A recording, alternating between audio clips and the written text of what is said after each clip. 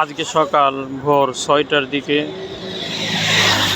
আপনারা দেখতে পাচ্ছেন, আজকে সকাল ভোর 6টার দিকে কদিমধল্লা মির্জাপুর টাঙ্গাইল মহাসড়কে একটি বড় দুর্ঘটনা। এই জায়গার মধ্যে কোনো নিহতের কোনো সংখ্যা জানা যায়নি, আহত বেশ কয়েকজন হয়েছে। মর্মান্তিক কোনো অবস্থা ওই জায়গার মধ্যে কাউকে দেখা যায়নি এখন পর্যন্ত। তো গাড়িটা খুব কঠিনভাবে অ্যাক্সিডেন্ট হয়েছে, সামনের চাকাটাও খুলে গিয়েছে এবং এখন পর্যন্ত কোনো ওই জায়গার মধ্যে সরকারি কোনো কর্মকর্তা এখন পর্যন্ত দেখা যায়নি।